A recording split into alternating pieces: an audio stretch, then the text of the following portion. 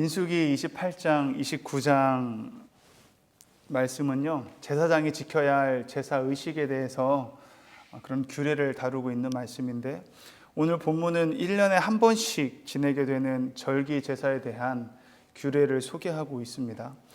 출애굽을 했을 당시에 땅에 이제 가나안 땅에 들어가서 너희들이 지켜야 할 그런 제사들과 어떤 절기들을 지켜야 되는데, 이러이러한 것들을 지켜야 된다 이야기를 했어요.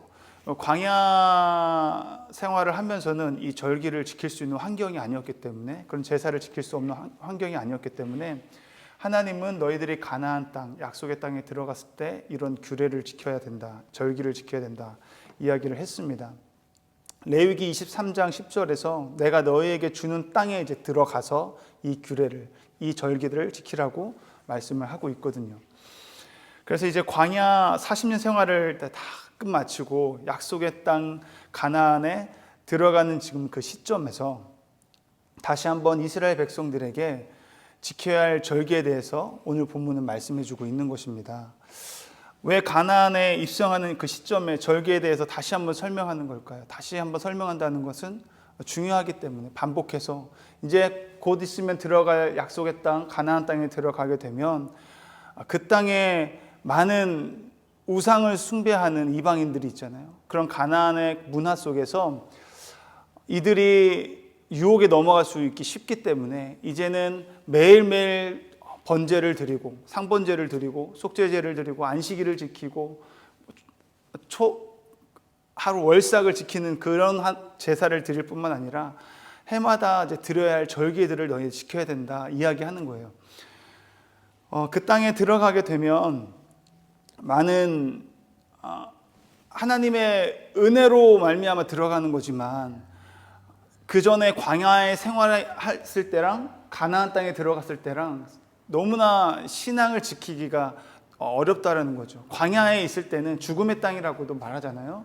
광야에 있을 때는 내 힘으로, 내 능력으로 그 광야를 살아갈 힘이 없었어요. 능력이 없었다는 거죠. 근데 하나님의 능력과 하나님의 힘이, 하나님의 은혜가 그 광야에서 살아갈 수 있게 하셨고 지금까지 인도하셨던 하나님이신데, 너희들이 가나안 땅에 들어가게 되면은 이 광야의 생활보다 가나안 땅은 훨씬 더 윤택한 생활을 할 수 있기 때문에, 또 그곳에 들어가면 이전에도 말했지만 가나안 문화와 또 세상에 많은 재밌고 즐길 것들이 많기 때문에 너희들이 믿음이 흔들릴 확률이 너무 많다. 하나님은 너무 잘 아신 거예요. 그래서 하나님이 다시 한번 그들을 상기시켜 주면서 너희들이 이러한 것들을 지켜야지만 온전히 거룩한 백성으로서, 구별된 백성으로 살아갈 수 있기 때문에 지금 이 시점에서 절기에 대해서, 제사법에 대해서 다시 한번 이야기해 주는 것입니다. 그래서 오늘 본문에 크게 4가지 절기가 나와요. 이제 내일도 계속 나오지만 오늘 본문만 봤을 때 4가지 절기가 나옵니다. 첫 번째 유월절. 유월절 잘 아시죠? 출애굽할 당시에 10가지 재앙 중에 마지막 재앙, 장자가 죽는 재앙이 있었는데, 동일하게 애굽만 내려지는 재앙이 아니라 이스라엘에게도 내려지는 재앙이었어요. 근데 하나님께서는 문설주와 문임방에, 좌우 임방에 어린 양의 피를 바른 그 집은 죽음이 넘어간다. 하나님의 사자가 그 어린 양의 피를 바른 곳을 보고 넘어간다, 유월한다 해서 유월절이잖아요. 하나님의 구원의 그 놀라운 은혜가 있는 날이라는 것을 기억하라는 거죠. 그래서 감사하는 거, 하나님의 은혜에 기억하며 감사하는 날이 유월절이었고, 77절도 감사하는 날인데 무엇에 대한 감사냐면 미래 수확을 인해서 우리가 이렇게 수확을 거둘 수 있었던 것은 전적으로 하나님의 은혜고, 그로 인해 우리가 감사하는 날이 77절. 나팔절은 이스라엘의 종교력으로 보면 7월 1일인데요. 7월 1일이 그들에게 있어서는 새해입니다. 그래서 새해를 이제 선포하는 날로 나팔을 불었어요. 그래서 나팔절이라고 하는 것이고, 그 새해를 맞을 수 있게 해주신 그 하나님께 그 은혜에 또 감사하는 날. 대속죄제일, 마지막으로 오늘 본문의 마지막 속죄제일은 가장 거룩하게 구별된 날이었습니다. 왜냐하면 그날 내 심령을 괴롭게 하면서 아무 일도 하지 않고 그만큼 중요한 날로 지켰습니다. 내 죄에 대한 고백을 하고 내 자신을 돌아보면서 용서받은 은혜로 새해를 시작한다는 의미에서 대속죄일을 절기를 지켰던 것입니다. 이 모든 절기들을 보니까요, 공통점이 있더라고요. 두 가지로 볼 수 있었는데요. 하나는 이 절기들을 기념하며 지키는 날에도 여전히 매일 끊어지지 않고 아침 저녁으로 2번 상번제가 드려졌다는 것입니다. 이런 절기를 지내면 또 많은 제사를 지내거든요. 이런 제사를 지내고 하는데 굳이 상번제를 드릴 필요가 있을까? 근데 우리 생각이지 하나님께서는 상번제 아침과 저녁에 어김없이 하나님께 번제를 드리라고 이야기하고 있더라고요. 매일 아침 저녁으로 예배 드리는 이유는 가나안 이방 문화와 이방인들이 숭배하는 우상에게 동화되거나 미혹되지 말라고 아침 저녁마다 예배를 드리라고 한 것입니다. 이스라엘이 구별된 백성으로서 거룩하고 정결하게 살아가기 위해서는 예배를 드려야 된다는 거예요. 그만큼 중요하다는 것입니다. 결국 나의 영혼을 지키기 위해서는 이 상번제, 매일 드려지는 아침 눈 떠서 가장 먼저 하나님을 예배하고 잠들기 전에 하루를 마무리할 때 하나님께 예배드리는 것이 우리 영혼을 지키기 위해서는 정말 필요하기 때문에 주님이 우리에게 허락하신 것이라는 거죠. 예배로 하루를 시작하고 마무리하면 어떤 일이 일어날까요? 내가 하나님의 사람임을 날마다 이제 확인하게 되는 것이고, 우리 가정이 하나님이 허락하신 복된 가정임을 날마다 확인하게 될 것입니다.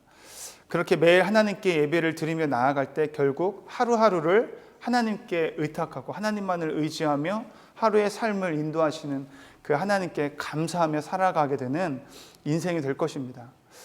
오늘 내 가정과 일터가 예배의 초소가 되기를 축복합니다. 그곳에서 하나님의 나라와 통치가 임하게 되기를 간절히 원합니다. 그리고 이 절기들을 통해서 한 가지 더 공통점이 있더라고요. 속죄제도 함께 드려야 된다고 기록되어 있습니다. 오늘 본문 말씀만 봐도요, 각 절기마다 4개의 절기를 보았는데 28장 22절 6월절에도요, 또 너희를 속죄하기 위하여 순 염소 한 마리로 속죄제를 드리되, 속죄제를 드리라고 하죠. 그리고 28장 30절 말씀 77절에도요 마찬가지입니다. 또 너희를 속죄하기 위하여 순 염소 한 마리를 드리되, 또 29장 5절 말씀 나팔절에도요, 새해에도 5절 말씀 보니까 또 너희를 속죄하기 위하여 순 염소 한 마리로 속죄제를 드리되, 속죄일, 대속죄일에도 이 속죄일인데도 불구하고 속죄제는 또 따로 드리라고 하는 거예요. 11절 말씀을 보니까 마지막 절에 속죄제와 상번제와 그 소제와 그 전제 외에 순염소 한 마리를 속죄제로 드릴 것이니라. 공통점을 봅니다. 속죄제를 드리라. 이 속죄제를 드리라는 것은요, 내 죄를 속하기 위한 제물을 드리는 의미가 있지만, 한 가지 더 중요한 의미는 내가 알지 못하는 죄도 있다라는 거죠. 부정결을 위해서 내가 알지도 못하는 사이에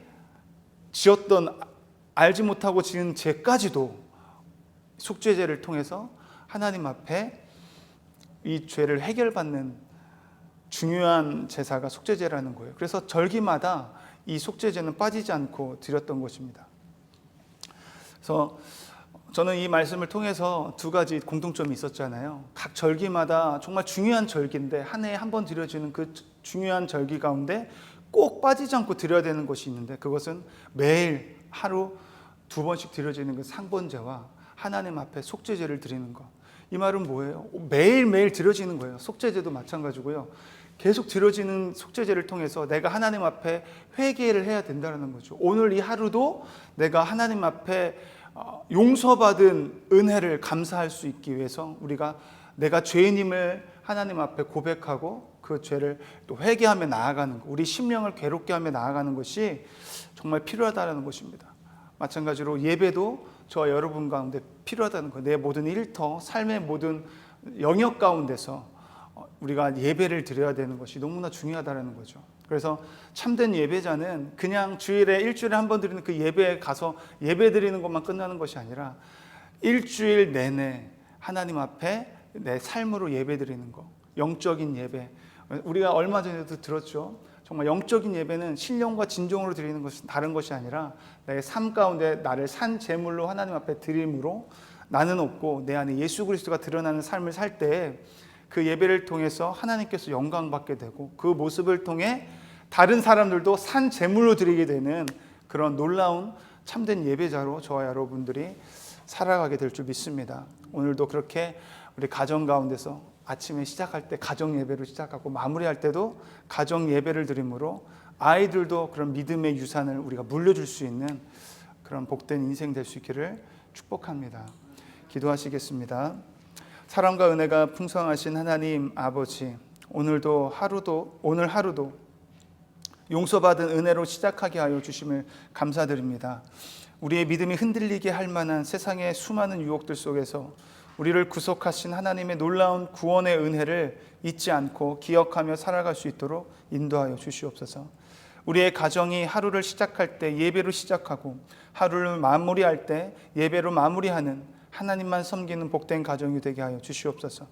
매일매일의 삶 속에서 삶의 모든 현장에서 참된 예배자의 삶을 살아갈 수 있도록 주님 앞에 나를 산제물로 올려드리는 영적 예배자로 살아갈 수 있도록 성령님 우리의 심령을 붙들어 주시옵소서. 이 시간도 기도하며 나아갈 때 성령님 친히 주관하여 주시옵소서. 예수님의 이름으로 감사드리며 기도드립니다. 아멘.